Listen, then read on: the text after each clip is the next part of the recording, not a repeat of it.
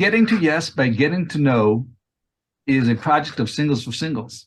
I'm Efraim Levy, and filling in for my co-host, Sarah Newcomb Gordon, is Devorah Stern. You may recognize her as the first person that we interviewed in episode 1. All too often, by the time we find out about a single person or person in general, it's too late for us to marry them.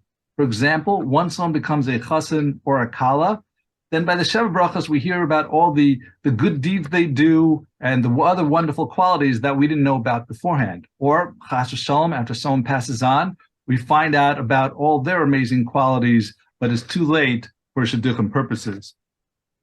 With this show, Getting to Yes by Getting to Know, we look forward to introducing wonderful singles before it's too late. If you're interested in the singles that we present, or if you'd like to be a candidate to be presented on our show, or you just have some comments, then please send an email to Singles4Singles@gmail.com. That's SINGLES, the number 4, SINGLES again at gmail.com. Additional information will be below on the YouTube with different links. And a little bit about my co-host for this evening, Devorah Stern. As I said, she was the first interviewee, and she set a high bar, but I think Sarede will be up to matching it. And her number one identity is that she's a mother from Baltimore of 2 teenage children. So, without further ado, we'd like to introduce today our guest, Sarede Switzer, a Canadian now living in Brooklyn, New York. Now, I've had the opportunity to meet Sarede on several occasions, including an event recently that she ran that was meant to get people drunk and acquainted. Oh, well, it's not drunk, but to meet people. It was in a wine place, and people did meet and network on Hanukkah. And from meeting her and from some of the things that I know she does, I thought she'd be a wonderful candidate for you, especially the men, to get to know.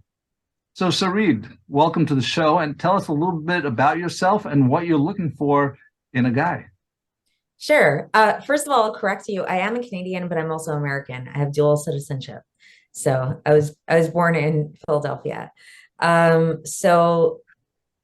it's really open-ended question. So the first part was, who am I? Like a little bit about myself. A little bit about yourself. Okay, sure. So I live in Crown Heights. I identify with Chabad. That's my, paradigm through which I view Torah and observance and all of that.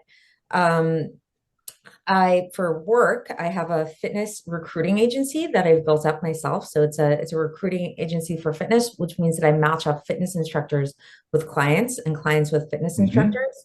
My clients include people who want in-home personal training. I also work with a lot of schools and camps and senior centers and things like that. In addition to that, which is my business, I also host a daily podcast on the Daily Tanya, which is— And you've hit 10,000 hits already. I did, yes. Downloads, whatever you want to call it. Yeah, and so downloads, exactly. And it's kind of like, it's a very unique thing. Like there's no other thing out there really. Like it's not really a standard shear, even though it has like a kind of sheer aspect to it. It's more like where I'll take the Daily Tanya and tie it into either world events or books that I'm reading, or, different historical figures or philosophies or stuff like that, like to make it like really, really relatable. So that's sort of like my, my baby that I work on. I did it in honor of my my late maternal grandfather. And so nice. Yeah, my latest endeavor is, as you mentioned, like I ran this like event over Hanukkah, but I've done a bunch of singles events in the past. People have actually met and gotten married from my events that I've done. Fantastic. You're part of the solution, not just part of the problem.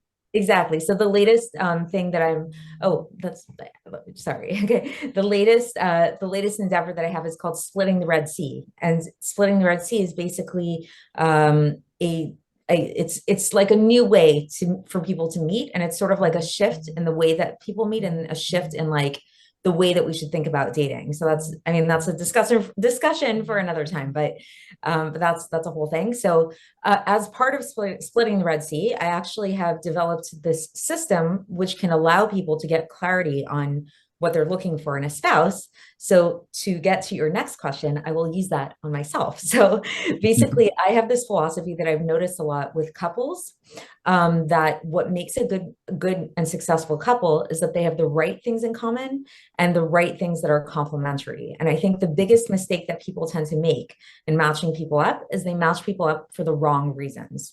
So they'll look at two people and they'll see like these two people have something in common. Maybe they are both from the same place. Maybe they're both extroverted. Maybe they're both introverted. Maybe they're both really into fitness. Maybe they're both like really intellectual, whatever it is. And or sometimes just one is a man and one is a woman, therefore they throw them together.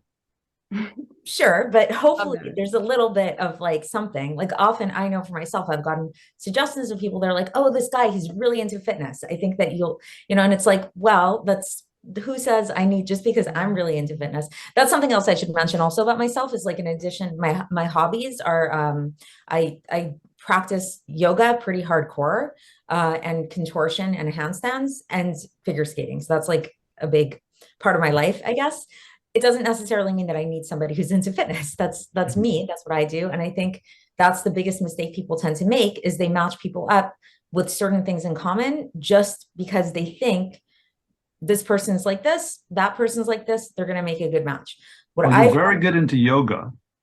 Now, I don't know what alternating back crossovers are something that you learned today. I think that was today, 6 hours ago. So that's true. Maybe you want to tell us a little bit about that.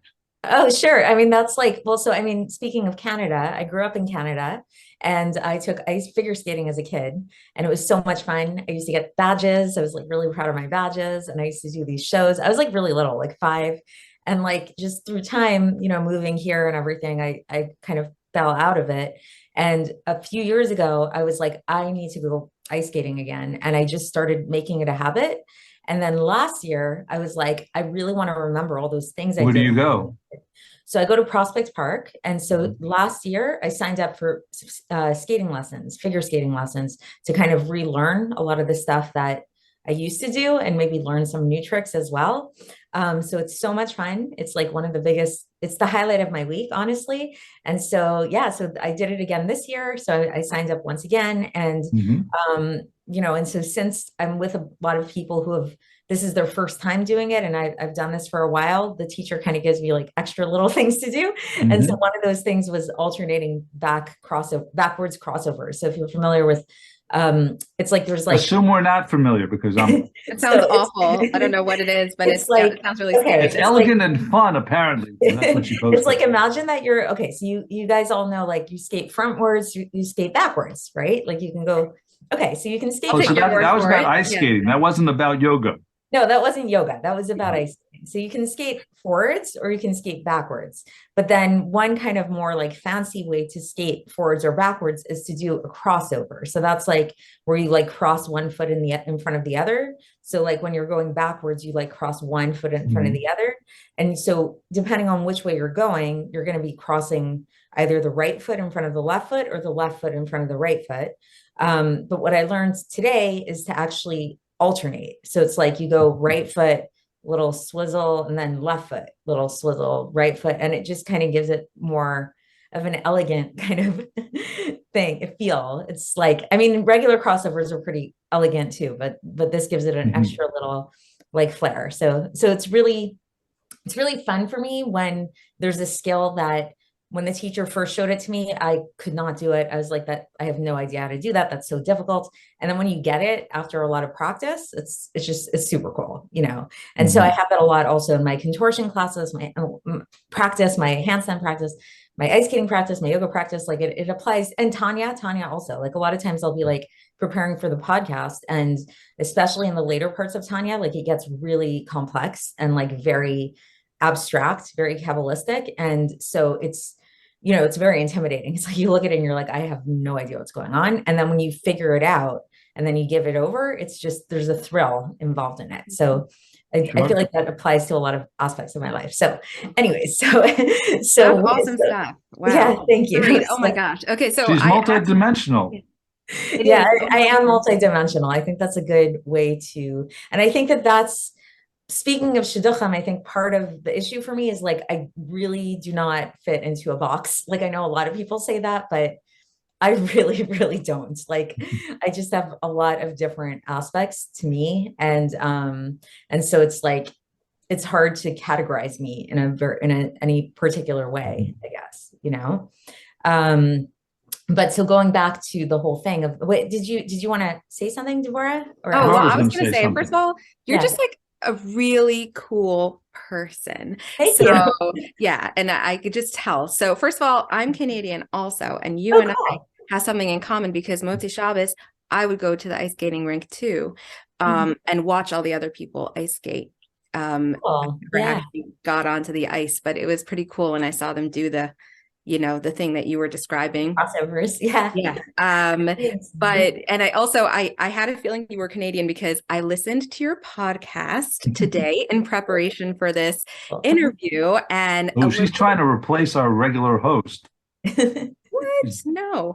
And in listening, I noticed your Canadian accent coming through just a little bit. So Yeah, interesting. picked up on that. So you're just so cool with your fitness job thing, and then the Tanya, like the one that I listened to was the one about Freud. Oh yeah. And Yeah, that's one of my I like favorite ones. psychology stuff. Yeah. So this was amazing. And it was really brilliant the way that you like integrated, like you were saying, integrated like the piece on in Tanya with the outside, like the secular knowledge, and then you just like wove it together, and you really know what you're talking about. It was super I told you she was talented. Yeah. So this is like, you're super cool. Thank you so much. Yeah, that was a good one to listen to. That's like, some of them are more interesting than others, and that's definitely up there in terms of the interesting ones. Yeah. Which part of Canada are you from? Toronto. Oh, okay, cool. Yeah. And that's so interesting with the accent, because it's like we think we lost it or do we still have it, but it just comes through. Yeah. Especially when I'm with fellow Canadians, eh? Yeah, totally. Right. I feel like as a New Yorker, I feel as a minority here. Oh yeah. Well, you are. But I mean, I've lived in New York for so long at this point that I actually feel much more comfortable in New York than I do in Montreal. So yeah. Yeah. So yeah. That leads me to a question. Sure. My question is, one of my many questions is, what are your thoughts about living in an out of town community? Would you consider that? Yeah, I definitely would consider it. Like, my honest answer is I love New York.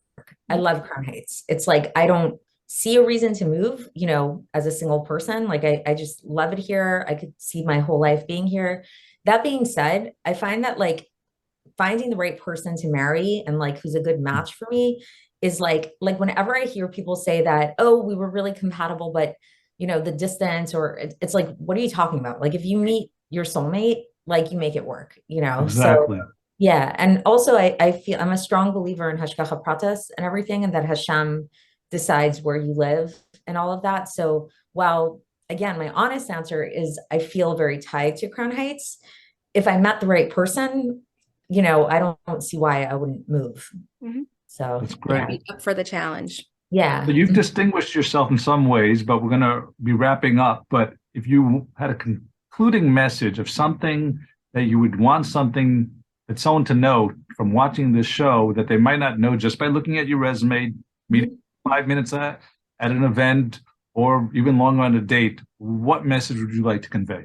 Yeah, I guess I would want to, explain, I guess, what kind of person I'm looking for, because I think that, like I said, it often gets lost in translation. Like, people might watch this and be like, oh, she's really into ice skating and yoga. Let's find someone for her who's really into that. And that's not what I'm looking for at all. Or like, oh, she's really intellectual. She's really into Tanya. She needs like a scholarly guy. And it's like, nope, that's not what I'm looking for. So the way that I would break it down is with my exercise, and anybody who wants to join my future events will find out how to do this exercise. But I have two primary traits of mine that I feel like are very essential that I have in my partner. Those two primary traits are somebody who's very giving, a very giving personality. So I find with all of my hobbies and whatever, I'm actually a lot more nurturing and giving and emotional, I would say, than like, often comes across. So I definitely need a partner who's very giving, very nurturing, like more that type of person. I'm also, this does come across, I think, is I'm very open-minded, as you can most likely tell. Like I'm very out there in the world. Like I'm very religious, but a lot of people don't realize how religious I am because I'm just very, very worldly and very open-minded, very high. If you're familiar with the big five personality, on the trait of openness, I'm like probably like 98% or something like that. Okay. So I need somebody who's also very high on that trait, like very open-minded, very worldly. I could not be with somebody who's like closed-minded or in the box or whatever. And then in terms of what would be complementary for me is I've narrowed it down to 3 traits. So I would need somebody definitely who is emotionally open, like somebody who's more like, the type of person that kind of like wears their heart on their sleeve kind of thing. And just like, you really, they don't, not a closed person, not somebody who like has difficulty expressing their emotions or who's too intellectual. That's not a good fit for me. A good fit for me is somebody who's more emotion-based, more open emotionally. 2 is I need somebody who is very laid back, like meaning not a type A personality. I don't like saying not, so I'll stay away from that. I don't like the like not like this. So instead, in a positive way, somebody who is more easygoing, somebody who driven would be great, but like it shouldn't be like, they're like I want them to have priorities other than their career, and that they're more of a laid back, chill kind of person, like more on the relaxed kind of side. And what was my last one? I'm trying to remember. I mean, I know sense of humor is We can leave that one a mystery for people when they date you, then they'll find out. I guess so. I don't know. I mean, with maybe those things, somebody who can make me laugh, somebody who's like more on the lighter side, like a good kind of sense of humor, would be really good for me. Laughter is the best medicine. Yeah, exactly. Like, more on the lighter side and like happy kind of disposition, I would say. Yeah. Oh, I forgot. I remembered my last one. Okay. Somebody who is more grounded, somebody who's like kind of in the world, like whatever that means, like kind of like has their feet on the ground, practically minded, just has common sense, like sort of like, more of a in the world kind of person than a too spiritual kind of person, I would say. That sounds really good. I think we've got to know a little bit more about you. And if anyone is interested in any of the 3 participants in this event, we are all available and on the market. Just email Singles4Singles@gmail.com. And please share this video with other people, because our goal is to get rid of the singles by getting them all married. So thank you all for listening, and all the best. Thank you, Sarede. Thanks so much. Thanks for having me on here. Bye-bye. Bye.